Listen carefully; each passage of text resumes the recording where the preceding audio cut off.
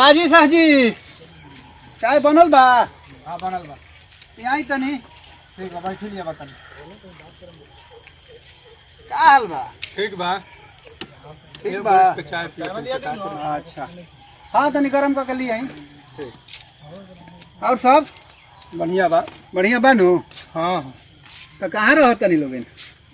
का कोई सब बैठकिए बा भाई लोग हाँ। कहाँ रही तनी सा डिस्टेंस मेंटेन करके रहला है काम बा। ओइसे तो बरले बैठले बानी दूर दूर बरले बैठ। हमहू आज बुझ जाई जे बहुत दिन के बाद निकलल बनी। वो एगो गाड़ी है नया लेनी है।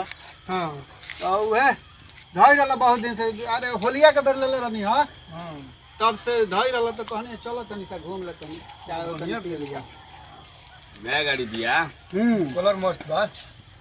हाँ अब देखी ये बंदी चल रहल बा। लोग का करता। प्रणाम गुरुजी। खुश रह बाबा खुश रह खुश रह। तारा लोग इनके हम चिन्हत नहीं खी। अरे 8वां क्लास में पढ़नी 8वां 9वां 10वां रहुए ना हमने के पढ़ाइले बानी। अच्छा इतना जल्दी भुला गए नी गुरुजी। 8वां क्लास में तू लोग पढ़ले बड़ा हमरा से? 8वां 9वां 10वां तीनों साल? हां तीनों। अरे वाह एक गुड्डू हुए। अच्छा सबसे बदमाश ये रहा क्लास में है। हैं? हां तोरा बारे में तो जानते बानी। तो ते कहाँ रहता रे? अगर काम धाम ठीक ठीक ठाक चलता न? हां सब ठीक चलता। ठीक चलता न? हां आई हो ई का करता साथ ही रहता रह हां साथ ही बानी। तो कहाँ ले पढ़ला स? इंटर बीए का कइला स? अभी इंटर कॉल ले बानी स। अच्छा इंटर कॉल ले बरस इन्होंने देखत तानी स। काम धाम देखत रह बीए में एडमिशन त पैसा देनी से लेके भाग गई। भाग गई। भाग गई। ये सब नु तनी के गलती बा। अपने से जाके ना करावेला एडमिशन। का करे से रहुए अब करा देम। हमार पढ़ावल चला इतना बोका हो गई रे जे तहनी के दलाल के चक्कर में पड़ गइला से एडमिशन करावे के। ना बुझाई तनी वगैरह। सुननी है वो गाड़ी लेनी है सर जी। हाँ ये गड़िया लेनी है। है ये गाड़िया हो। हाँ ये तो गाड़ी हमनियो लेल मैं सर जी। अच्छा कैसन बा?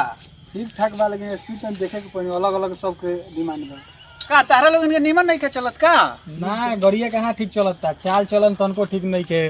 10 दिन पर मोबिल पलटवाओ हई करो हउ करा साथ पिकअप पकड़ते नहीं के। इहो बात बा। अरे पूछी मत। तनी दिन हमें चेक कर देता नहीं सब कैसन चलता गाड़िया। कौन चीज दी? चबिया गाड़िया के तनी चेक कर दी सब कैसन चलता रास्ता पर। चबिया दी? मान ली कि हमनी गाड़िया खाने रउरो नहीं खेनु। रउआ तनी ओगे ना चलावत हो के मान तनी की। चिन्हत तो बानी ना एकनी के बाकी विद्यार्थी कहत रहे सो तो भरोसो करे के चाही। का करी हम? डराई मत रउआ हमें के चिन्ह भुला गइनी महाराज। ना ना चला चिन्हत तो बरले बनी। लो आओ चेक तनी कर ला आगे तनी। से चेक करके हमें तनी। हाँ आवा जल्दी आइया लोग। अब तू बैठ जा तनी देख लिहा। टेंशन मत ले जल्दी आओ तनी 2 मिनट में। ठीक बा बानी आइया।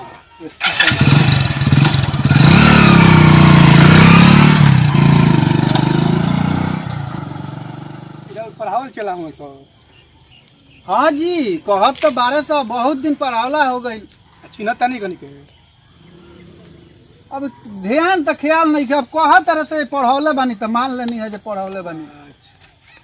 हाँ तो उतना लड़का में सब लड़का के थोड़े। हाँ सब के थोड़े आदमी चिन्हेला।